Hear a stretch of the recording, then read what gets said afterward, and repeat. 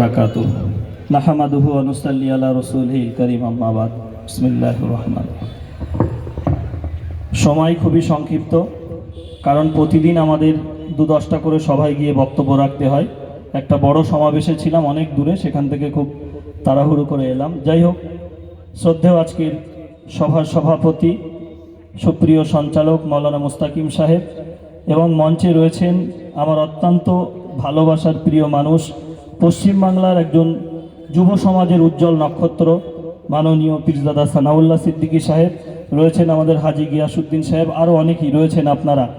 এবং এই মাইকের আওয়াজ যতদূর পর্যন্ত যাচ্ছে, আপনাদের সকলের প্রতি শ্রদ্ধা, সালাম, ভালোবাসা নিবেদন করে আঞ্জুমানে জমিয়ত উলামা আমডাঙ্গা থানা কমিটির ডাকে এবং মোজাদ্দেদিয়া সমাজ কল্যাণ পরিষদের আহ্বানে আজকের এই প্রতিবাদ সভা।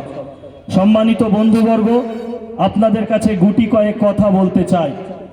আপনারা সকলেই দেখছেন যে বর্তমান গোটা ভারতবর্ষের কি পরিবেশ পরিস্থিতি। আজকের একটা অশুভ শক্তি, একটা কালো ছায়া আমাদের সমাজে বিরাজ করছে। সেই সন্ধিক্ষণে দাঁড়িয়ে আজকের হাজার হাজার মানুষ এই আমডাঙ্গার বুকে আমরা সমবেত হয়েছি একটাই কারণ, যে বিশেষ একটি সম্প্রদায়ের পৈতৃক সম্পত্তি, পীরত্ব সম্পত্তি, ওয়াকাফ করে রেখে যাওয়া সম্পত্তি, যেগুলোর মধ্যে ঈদগাহ আছে, দরগা আছে, খানকা আছে, কবরস্থান আছে, মসজিদ মাদ্রাসা আছে, সেগুলোকে জবরদখল করার চক্রান্ত চলছে গোটা ভারতবর্ষ জুড়ে।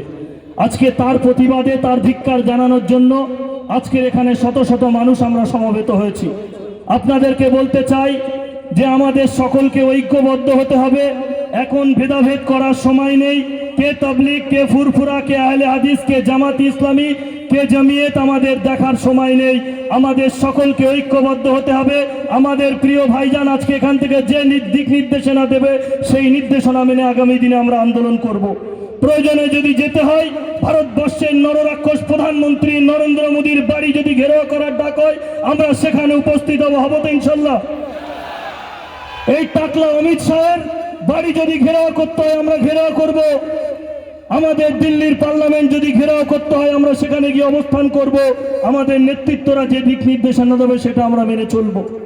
সম্মানিত বন্ধুবর্গ, আজকে গোটা ভারতবর্ষ জুড়ে কেবলমাত্র সংখ্যালঘু মুসলমানদের উপর অত্যাচার হচ্ছে না, আমার দলিত ভাইদের উপর অত্যাচার হচ্ছে, আমার আদিবাসী ভাইদের উপর অত্যাচার হচ্ছে, মুচি, মেতর, মুন্ডা তাদের উপর অত্যাচার হচ্ছে, কৃষক সম্প্রদায়ের উপর অত্যাচার হচ্ছে। এই অত্যাচার করছে অসভ্য বর্বর বিজেপি নামক রাজনৈতিক দল। তাদের সঙ্গ দিচ্ছে কারা? RSS, বজরং দল, যারা জঙ্গি সংগঠন। অনেকে IBDIBর বন্ধুরা আছেন, রেকর্ড করছেন।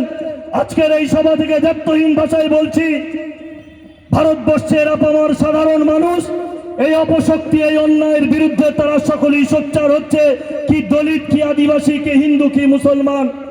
তাই আপনাদেরকে বলবো, পুলিশের সাথে আমাদের সংঘাত নেই, হিন্দু ভাইদের সঙ্গে সংঘাত নেই। আজকে হিন্দু ধর্মের যে দেবতা রাম, সেই রামের পতাকা দেখে মানুষ আতঙ্কিত হচ্ছে। কেন? কারণ এক শ্রেণীর বর্বর, অসভ্য, নির্লজ্জ, বেহায়া রামের যে লোগো, যে সিম্বল, যে প্রতীক, যে ঝান্ডা, তাকে এমন একটা পরিবেশ পরিস্থিতি তৈরি করেছে যে রামের পতাকা দেখেও সাধারণ মানুষ আতঙ্কিত হচ্ছে।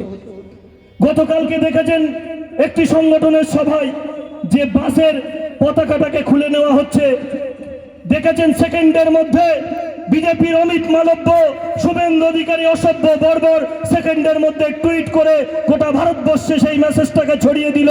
কি বলা হচ্ছে? যে সংখ্যালঘু মুসলিমরা কলকাতায় সমাবেশ করে রামের পতাকাটাকে খুলে দিয়েছে। এখানে যারা আছেন, ইলেকট্রন মিডিয়া, প্রিন্ট মিডিয়া যারা দেখেন, শুভবুদ্ধি সম্পন্ন মানুষের বিবেকের কাছে প্রশ্ন করতে চাই, আপনি যখন কোনো মানুষকে তার পতাকা খোলার চেষ্টা করবেন, তার উপরে চড়াও হবেন, তার একটা রিয়াকশন থাকে। কালকের যারা ভিডিওটা দেখেছেন সোশ্যাল মিডিয়ায়, তাদেরকে জিজ্ঞাসা করছি, যে বাসের ড্রাইভার ভাইটা যে রামের পতাকাটাকে খুলছিল, দেখেছেন তার সঙ্গে কারুর বিতর্কিত কথা বলতে, তার সঙ্গে কথোপকথন করতে? দেখেননি। তাহলে সেকেন্ডের মধ্যে এটা বিজেপির আইটি সেলের গভীর ষড়যন্ত্র। ওদের ষড়যন্ত্রে আমরা পা দেব না। আমরা হিন্দু মুসলিম ভাই ভাই, এই সম্প্রীতির ভারতবর্ষ, এই সৌহার্দ্যের ভারতবর্ষ, এই সম্প্রীতির বাংলা আমরা অটুট রাখবো। আজকের এখান থেকে আমাদের প্রতিজ্ঞাবদ্ধ হতে হবে। আমার হিন্দু ভাইদের সঙ্গে আমাদের সংঘাত নেই, খ্রিস্টান ভাইদের সঙ্গে সংঘাত নেই। তবে এটুকু বলতে চাই, যে সমস্ত ভাইরা এই বিজেপি আরএসএস এর ফাঁদে পা দিয়ে বলছেন যে মুসলমানদের সম্পত্তি দখল করা হচ্ছে, আপনারা হাসছেন, কটূক্তি করছেন, অট্টহাসি করছেন, তাদের বিবেকের কাছে প্রশ্ন করছি, আগামীতে আপনাদের দেবত্ব সম্পত্তি ওরা দখল করবে, খ্রিস্টান ভাইদের সম্পত্তি দখল করবে, আমাদের আদিবাসী ভাইদের সম্পত্তি দখল করবে। দেখছেন না গোটা ভারতবর্ষে আদিবাসী ভাইদের বিভিন্ন মন্দির ভাঙা হচ্ছে। ভারতবর্ষের মধ্যে সব থেকে মন্দির ভাঙছে আরএসএস, বজরং দল, এই বিজেপি। ফলে আজকের দিনে দাঁড়িয়ে আমাদেরকে সতর্ক হতে হবে, আমাদেরকে সতর্ক হতে হবে, আমাদেরকে প্রতিজ্ঞাবদ্ধ হতে হবে। যে সমস্ত বেঈমান দেখেছেন কিছুদিন আগে আপনাদের এই ব্যারাকপুরের প্রাক্তন সাংসদ অর্জুন সিং ইসরায়েলের পতাকা নিয়ে রাস্তায় মিছিল করছে, আমডাঙ্গার বন্ধুদেরকে বলবো এই সমস্ত অসভ্য বর্বরদের থেকে সাবধান থাকবেন। বিগত দিনে আপনাদের কাছে আসলে, ভোট ভিক্ষা চাইতে আসলে দেবেন না। যে যে রাজনৈতিক দল করুন, আমার কোনো দেখার দরকার নেই, কিন্তু এসে অসভ্য বর্বর জালিমদের থেকে সাবধান থাকবেন, যেন আমডাঙ্গার বুকে এসে অসভ্য বর্বররা ঢুকতে না পারে। তাই আপনাদেরকে বলবো, সমস্ত কিছু মতভেদ, সংগঠন, রাজনৈতিক ভাবনা আপন জায়গায় রেখে আসুন ঐক্যবদ্ধ হন, ঐক্যবদ্ধ হন। আজকে কওম মিল্লাত বিপাকে পড়েছে।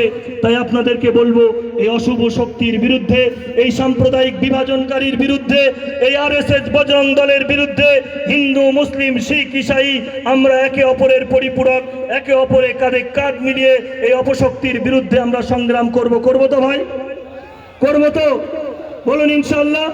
আমাদের ভাইজান সানাউল্লাহ সিদ্দিকী সাহেব, তারা যে দিক নির্দেশনা দেবে সেই নির্দেশ মেনে চলবো তো? আগামীতে যদি দিল্লির রাজপথে যেতে হয় যাবো তো? তাই সকলকে সংগ্রামী অভিনন্দন জানিয়ে আমার বক্তব্য একটি টানবো, যেহেতু ভাইজানকে বসিয়ে রেখে বক্তব্য রাখা ধৃষ্টতা।